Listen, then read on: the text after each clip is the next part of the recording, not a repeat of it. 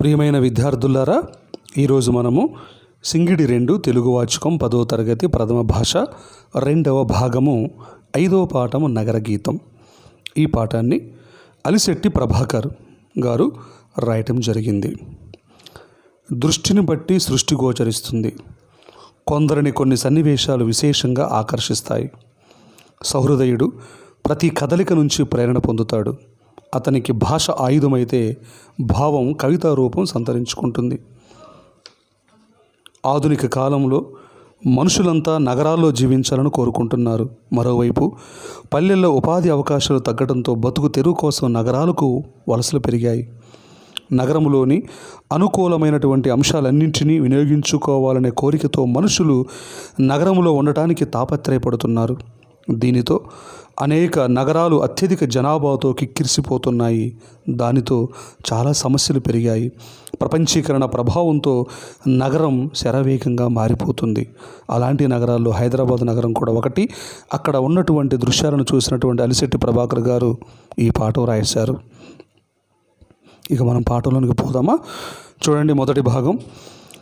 నగార మోగిందా, Niagara దుమికిందా. 4 రోడ్ల కోడలిలో ఏమది? అదే నగర అరణ్య హోరు నరుడి జీవన ఘోష. నగర అరణ్య హోరు నరుడి జీవన ఘోష. తల్లి వడివంటి పల్లె సీమల్ని వదిలి, తల్లి వడివంటి పల్లె సీమల్ని వదిలి తరలి వచ్చిన పేద రైతులు ఎనపెట్టెలాంటి ఈ పట్టణాల్లో ఊపిరాడని మీ బతుకులు. ఎనపెట్టెలాంటి ఈ పట్టణాల్లో ఊపిరాడని మీ బతుకులు. నగరంలో ప్రతి మనిషి పఠనీయ గ్రంథమే. నగరంలో ప్రతి మనిషి పఠనీయ గ్రంథమే.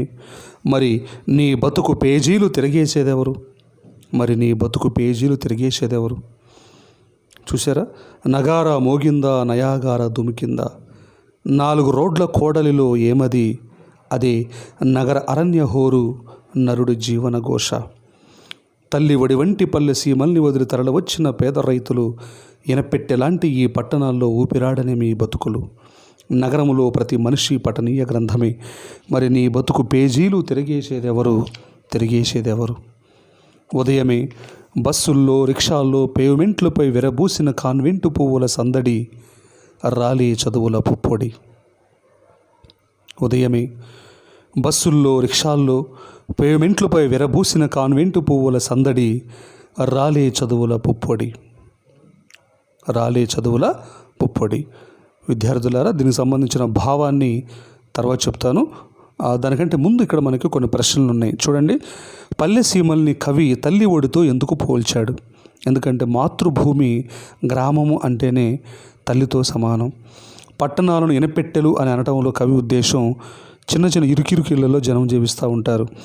నగరంలో ప్రతి మనిషి పఠనీయ గ్రంథమే అనే వాక్యం గురించి మీకు ఏమర్థమైంది? పేమెంట్లపై విరబూసిన కాన్వెంటు పువ్వుల సందడి అని కవి ఎవరి గురించి అన్నాడు? దీని గురించి మీ యొక్క అభిప్రాయం తెలపండి. మరి మొదటి భాగానికి సంబంధించిన సారాంశాన్ని ఒకసారి మనం చూద్దాం. చూడండి, అనేక వాహనాల శబ్దాలు, మనుషుల మాటలు, చిరు వ్యాపారుల అరుపులతో నగరములోని 4 రోడ్ల కోడలిలో వినిపించే రణగుణ ధ్వనులు గుండెలు అదిరిపోయేలా మోగిస్తున్న ఢంకానాదంలా, ఉద్ధృతమైన వేగంతో దూకే నయాగార జలపాతం హోరులా కనిపిస్తాయి. నిజానికి అవి అరణ్యం లాంటి నగరం చేస్తున్న ధ్వనిలా, నగర జీవి బతుకు పోరాటంలో నుంచి వచ్చిన ఉరుములాంటి శబ్దంలా ఉన్నాయని కవి వర్ణిస్తున్నాడు. అమ్మ ఒడిలాంటి పుట్టిన ఊరును వదలి ఉపాధి కోసం నగరం తరలి వచ్చిన వారికి ఎంత పెద్ద పట్టణంలో తల దాచుకోవటానికి కాసింత స్థలం కూడా దొరకదు. పేద రైతులు ఎనపెట్టెలాంటి ఇరుకిరుకు మురికి ప్రదేశంలో ఊపిరాడని స్థితిని అనుభవిస్తూ బతుకుతూ ఉంటారు. నగరంలో ప్రతి మనిషి చదవవలసినటువంటి ఒక పుస్తకం లాంటివాడు.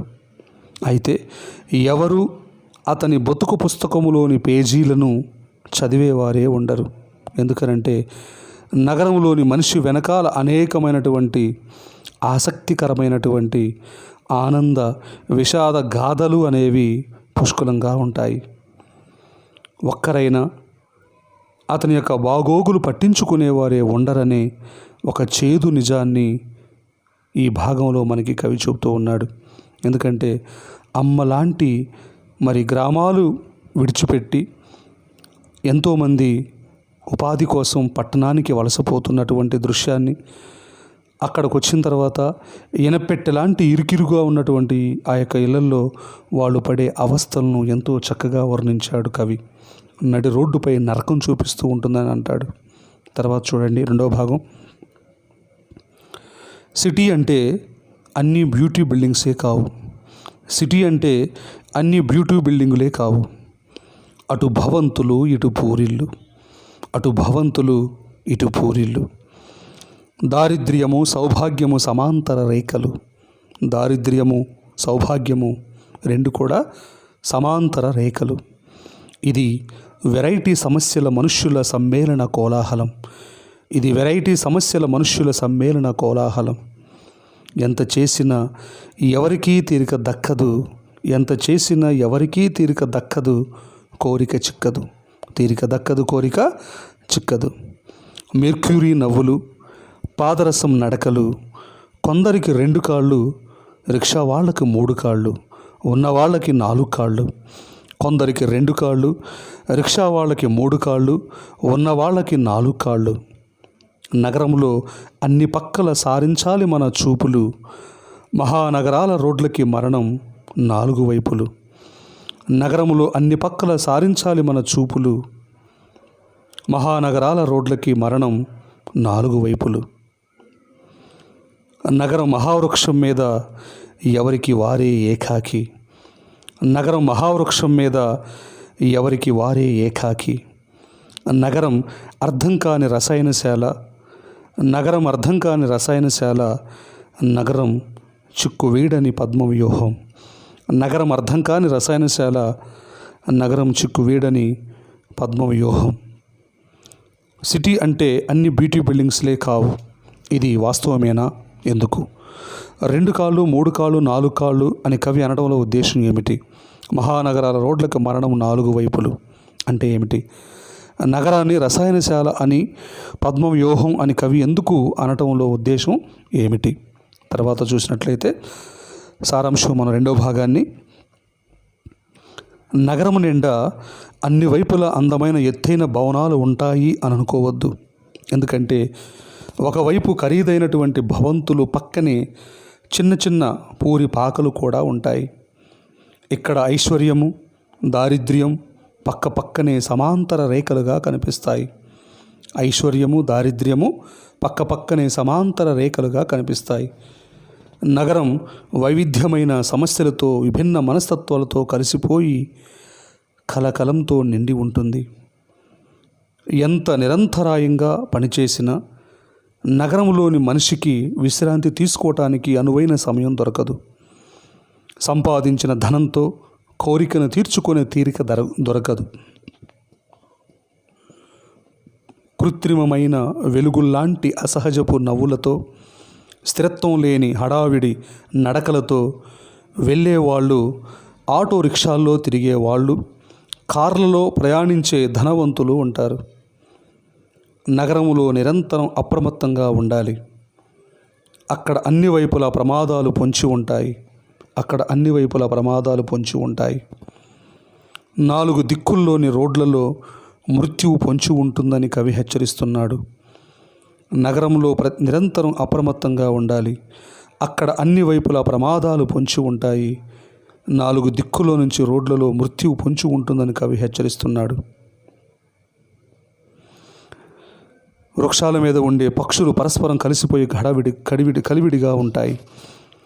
నగరం అనే మహావృక్షం మీద నివసించే ఈ మనుషులు సాటి మనిషితో ఎటువంటి ఆత్మీయమైన పలకరింపులు లేకుండా, ఇరుగు పొరుగనే భావన కూడా లేకుండా ఎవరికి వారే ఏకాకిగా బ్రతుకుతూ ఉంటారు.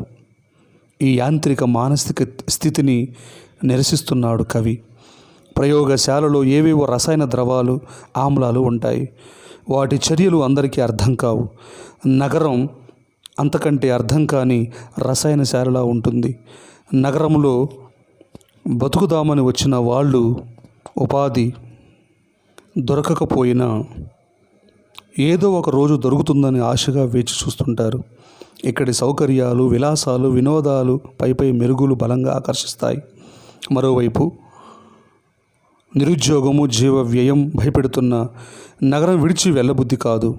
కాలుష్యం కలవరపెట్టిన, ట్రాఫిక్ జాములో జీవితం ఇరుక్కుపోయిన నగరం విడిచి ప్రశాంతంగా పల్లెలకు తిరిగిపోని అని చిక్కుముడి విడదీయలేని పద్మవ్యూహం లాంటిదని అలిశెట్టి ప్రభాకర్ గారు ఈ యొక్క పాఠంలో చెప్పారు. ఇంతటితో ఈ పాఠం అయిపోయింది.